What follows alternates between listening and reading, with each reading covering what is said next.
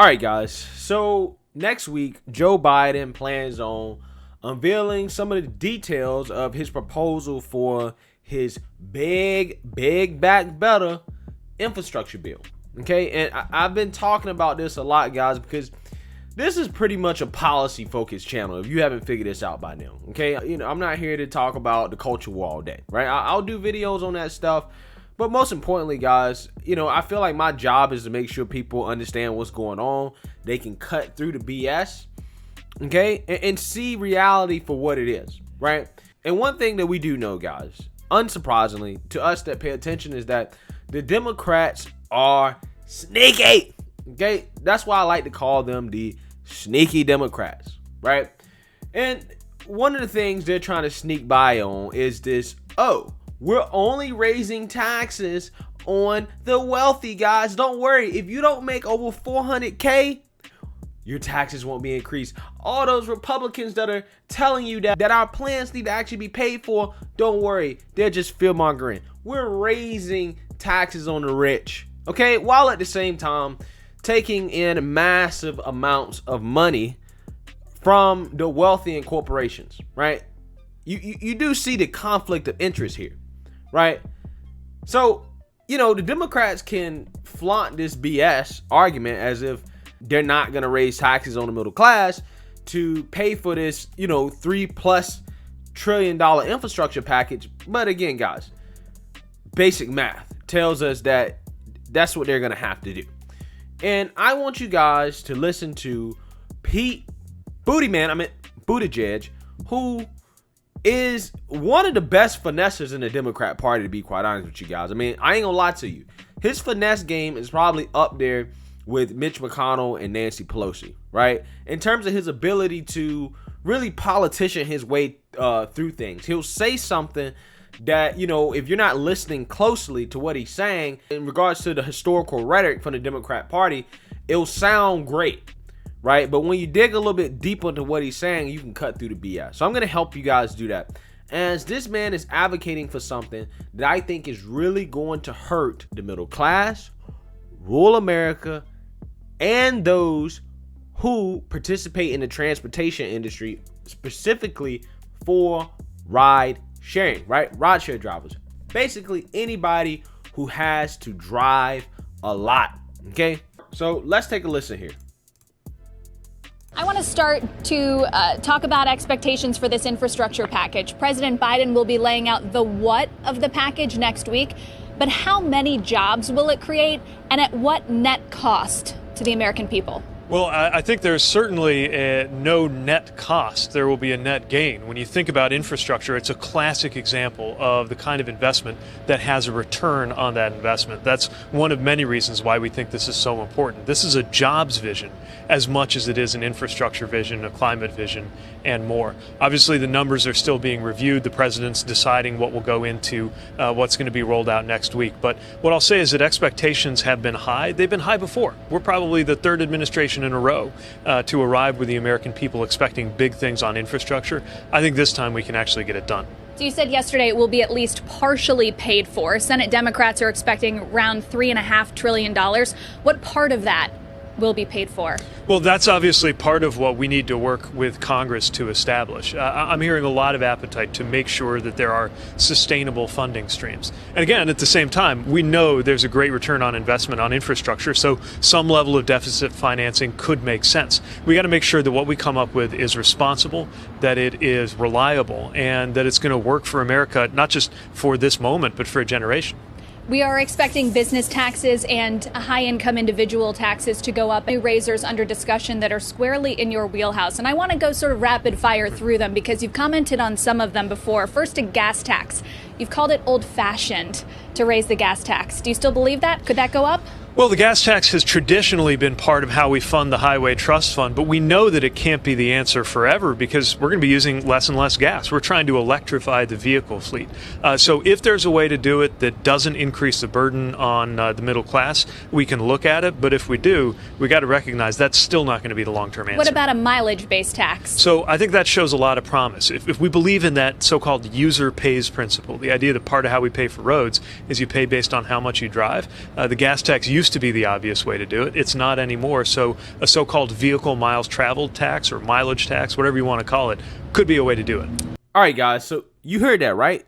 You heard that. When asked about the gasoline tax, he says, well, because we're going green and because, we want people to use less gas, cars are getting longer mileage. Okay, electric vehicles are using less gas. It's just not as efficient for funding something like this.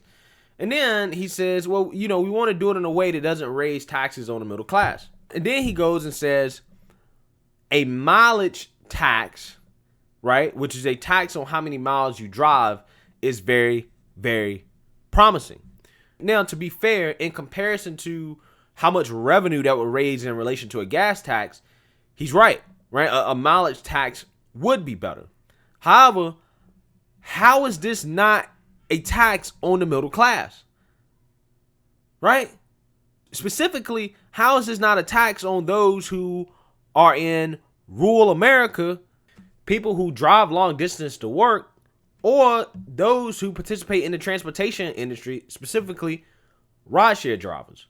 Basically, again, like I said at the beginning of this video, if you drive a long distance for whatever reason, or you tend to drive a lot, they taxing you. You have to pay for this infrastructure bill with your driving. So again, tell me how this is not a tax on the middle class. Are rideshare drivers not middle class? Are those who drive long distance to work not middle class? Right? Are those who live in rural America not middle class? Because again, people in rural America like to drive a lot. And guys, let me tell you something. I hate policies that are negative towards rural America. I have a soft spot for rural America. Okay? And if I was a politician, I would try my best to make rural America great again. Okay? Because I'm from rural America. Right? So I have a very soft spot for rural America because I know how much rural America has been left behind. And when these elitists like Pete Buttigieg go out here and start talking about raising taxes on rural America, yeah, that irks a nerve with me, especially after the fact that you told people that you weren't going to do that. You said you weren't going to raise taxes on the middle class. See, them dummy liberals and leftists who don't know basic math, who don't understand how politics works, bought into that. They bought into, you right-wing kooks. Biden said that he was just raising the corporate income tax rate. He's just raising taxes on those that make over $400,000 a year. You're not going to see a tax increase if you're not rich. And again, conservatives was like, no. You don't understand. This is not how basic math works. You don't understand how government funding for projects works. The government has to fund the project. You just can't spend and not pay for what you spent. Okay, so you're gonna have to raise revenue to pay for this stuff. That's why conservatives always ask, how are we gonna pay for this? Right? And liberals scoff at this question as if conservatives are just asking it just to be asking it, when like, no, this is actually important. How are you going to pay for this? Because we need to know if what you're asking us to pay is worth what you're spending it on. Now, I don't know about you guys. I don't know how you guys feel about infrastructure, but I definitely feel like we need to upgrade in our infrastructure and that this is something that our politicians should be working on. Okay, so I don't necessarily mind it, but I want you to be honest about how it's going to be paid for, especially when the price tag is $3 to $4 trillion. Okay, don't piss on my leg and tell me it's raining, because again, a mileage tax for how much you drive is a tax on the middle class. You said you weren't raising tax on the middle class. And this is how these politicians finesse, guys. This is how they finesse. Just because you're not raising income tax rates, that's not the only way they can tax you. The government can tax you in various ways. So again, when these politicians start touting these unicorn solutions, like we're going to have this massive spending. Again, we just spent $1.9 trillion on the stimulus. We're going to spend massive amount of money, and don't worry, it'll pay for itself. This is how you get deficits, right? Deficits that we never make up for. And again, large yearly deficits builds on the debt, okay? That's what happens. This stuff is basic. And that's my biggest problem with the Democrats. They always want to promise these unicorn solutions, but they don't have a real way to pay for it. What are you cutting? What are you cutting? They never tell you what they're cutting because they never cut to pay for anything. They always add more, add more, add more. Again, I wish these politicians would stop being so lazy and come up with innovative solutions to solve America's problems.